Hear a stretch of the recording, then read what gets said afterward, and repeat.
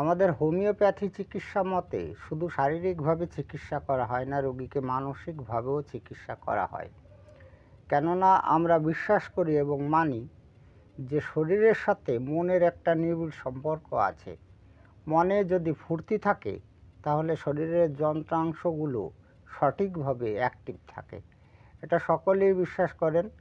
কারণ মন যদি চাঙ্গা থাকে তাহলে আমাদের শরীরের মধ্যে যে যন্ত্রাংশগুলো আছে, লিভার, পাকস্থলী, হার্ট, সবগুলোই সঠিকভাবে অ্যাক্টিভ থাকে। আর মন যখন ভারাক্রান্ত হয় বা ভয় পায় তখন শরীরের যন্ত্রগুলো বিশৃঙ্খলভাবে পরিচালিত হয়। এটার প্রমাণও আছে।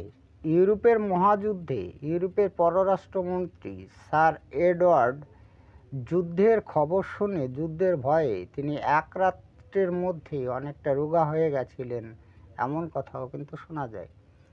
তো আজকের ভিডিওতে এই ভয় পেয়ে যে রোগ ব্যাধিগুলো হয় তার 4টি রেমিডিসের লক্ষণগুলো আপনাদের সামনে খুব সহজ সরল ভাষায় ব্যাখ্যা করে শোনাবো।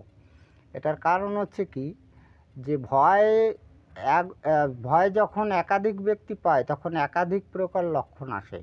সবাই তো একরকম টাইপের মানুষ নয়, বিভিন্ন প্রকারের লক্ষণ আসে। ভয় পেয়ে একের খিঁচুনি হয়, ভয় পেয়ে একের বমি হয়, ভয় পেয়ে একের মাথা যন্ত্রণা হয়। তাই আমাদের হোমিওপ্যাথি চিকিৎসা করতে গেলে লক্ষণভিত্তিক চিকিৎসা করতে হয়, না হলে ঔষধে বিশেষ ফল লাভ হয় না। তো আজকের ভিডিওতে 4টি রেমিডিসের এই ভয় পেয়ে যে লক্ষণগুলো আসে সেই সম্পর্কে বিস্তারিত তথ্য আপনাদের সামনে খুব সহজ সরল ভাষায় ব্যাখ্যা করে শোনাবো।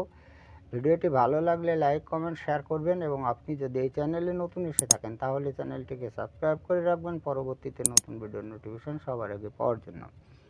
তো আমি লিখে ফেলি, ডিজিজ ফর ফেয়ার। এটার মানে হচ্ছে ভয় পেয়ে রোগ বা ভয়ের জন্য রোগ, ঠিক আছে। এবার আমরা যখন চিকিৎসা করব, ভয় পেয়ে রোগ ব্যাধির জন্য 8টা 10টা ভালো ভালো রেমেডি আছে।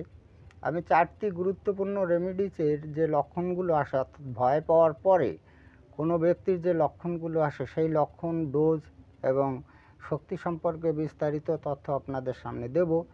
আমি আপনাদের রিকোয়েস্ট করব আপনারা ভিডিওটি না টেনে যদি এগুলো মনোযোগ দিয়ে শোনেন তাহলে আপনি নিঃসন্দেহে রোগীকে সহজে আরোগ্য করতে পারবেন।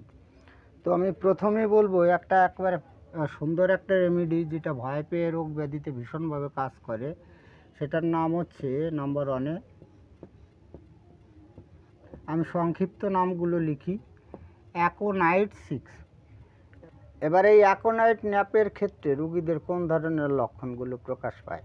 এই অ্যাকোনাইটের রুগীরা যখন ভয় পায় তখন নিঃশ্বাস ফেলতে কষ্ট হয় এবং পেটেও ব্যথা হয়। এই দুটি লক্ষণ সঙ্গে থাকবেই। এক্ষেত্রে 6 শক্তি সূক্ষ্ম মাত্রায় যদি আপনি 3 ঘন্টা অন্তর ব্যবহার করেন তাহলে ভীষণ উপকার পাবেন। তো 6 শক্তি তো কদাচিৎ পাওয়া যায় না। যদি আপনি 30 শক্তি ব্যবহার করেন তাও কিন্তু সূক্ষ্ম মাত্রায় আপনি ডোজ হিসাবে বানিয়ে ব্যবহার করতে পারেন। তো সেক্ষেত্রে 4 ঘন্টা অন্তর প্রয়োগ করতে হবে। এবার সূক্ষ্ম মাত্রায় ডোজটা কি, এই ভিডিওটি শেষের দিকে আমি আপনাদের খুব সহজ ভাষায় ব্যাখ্যা করে শোনাবো। এবার আমি নাম্বার 2-তে বলবো খুবই গুরুত্বপূর্ণ একটি রেমেডি, সেটা হচ্ছে সংক্ষিপ্ত নাম লিখি ওপিয়াম 6 বা 30, ঠিক আছে।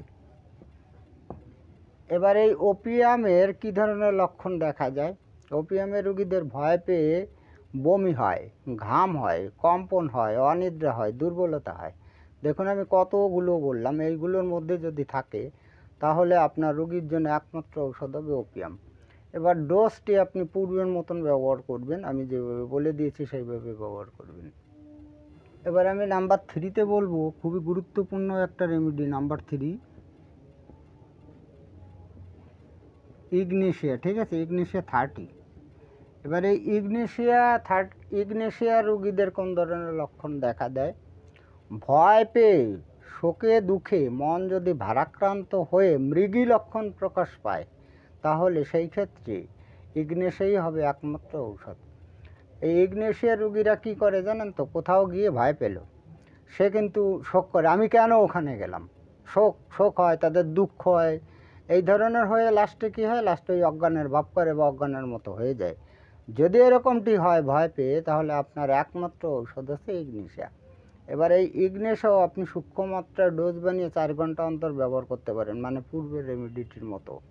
এবার আমি সর্বশেষে একেবারে ভীষণ গুরুত্বপূর্ণ একটা রেমেডি বলি, সেটা হচ্ছে হায়োস 30। এটার মানে হচ্ছে হায়োসেমাস নাইজার। এবার এই হায়োসেমাস নাইজারের রোগীদের ভয় পেয়ে কোন ধরনের লক্ষণ প্রকাশ পায়? এরা এক দৃষ্টিতে তাকিয়ে থাকে এবং ভয়ে জড়সড় হয়ে যায়। যদি কোনো কিছু খেতে যায় তাহলে খাদ্যবস্তু গলায় আটকে যায়। এবার এই আগের ঔষধটির মতো, মানে ইগনেশিয়ার মধ্যে এদের মধ্যে কিন্তু খিঁচুনি হয়। আমাদের যে ইগনেশিয়া ঔষধটি আছে সেই ঔষধের মতো এদের কিন্তু খিঁচুনি হয়। আরও সুন্দর লক্ষণ দেখা যায়, এরা যখন ঘুমোতে যায় তখন সে ঘুমের মধ্যে কিন্তু একা একাই হাসে। তো এই সমস্ত লক্ষণ যদি থাকে তাহলে তা আপনার একমাত্র ঔষধ হবে হায়োসেমাস নাইজার 30। তো যাই হোক, আমি 4টি ঔষধে ভয়ে যে লক্ষণগুলো থাকে সেই লক্ষণগুলো সহজ সরল ভাষায় ব্যাখ্যা করলাম। এবার হচ্ছে আপনাকে অবশ্যই সূক্ষ্ম মাত্রায় ডোজ ব্যবহার করলে ভালো হবে। এবার সূক্ষ্ম মাত্রায় ডোজটা আপনি কীভাবে বানিয়ে নেবেন, সেটা হচ্ছে হানিম্যানের নীতি অনুসারে আপনাকে 500 ml ড্রিঙ্কিং ওয়াটার নিতে হবে। এবার এই 500 ml ড্রিঙ্কিং ওয়াটারের মধ্যে কয়েক ফোঁটা আরএস দিলে ভালো হয়। কয়েক ফোঁটা আরএস দিয়ে সঙ্গে মিশিয়ে নেবেন। এবার আপনার নির্বাচিত ঔষধ, মানে আমি যে 4টি রেমেডির কথা বললাম, এই নির্বাচিত ঔষধ প্রথমে 10টা ঝাঁকুনি দিয়ে নেবেন। এবার এইখান থেকে 1 ড্রপ দিতে হবে। 1 ড্রপ মানে হচ্ছে 1 ফোঁটা। এবার 1 ফোঁটা দিয়ে এটাকে ঝেঁকে মিশিয়ে নিলেন, আপনার ঔষধ রেডি হয়ে গেল।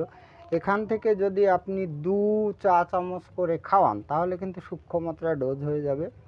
এবং যদি এই যে বোতলটি, এই বোতলটির যে ঢাকনাটা থাকে সেই ঢাকনাটা 2 ঢাকনা করে খাওয়ালেও কিন্তু সূক্ষ্ম মাত্রায় ডোজ হয়ে যাবে। এবার 500 ml এর বোতল এরকম 2 ঢাকনা অনেকগুলো হবে, আপনাকে খাওয়াতেও সুবিধা হবে, অনেকক্ষণ খাওয়াতে পারবেন প্রয়োজন বোধে। তো যাই হোক, আমি বোঝাতে পারলাম। আজকে এই পর্যন্তই। খুব তাড়াতাড়ি ফিরে আসবো নতুন গুরুত্বপূর্ণ বিষয়বস্তুর ভিডিও নিয়ে। দেখা হচ্ছে নেক্সট ভিডিওতে। ততক্ষণ আপনারা ভালো ও সুস্থ থাকুন। জয় হ্যানিম্যান, জয় হোমিওপ্যাথ।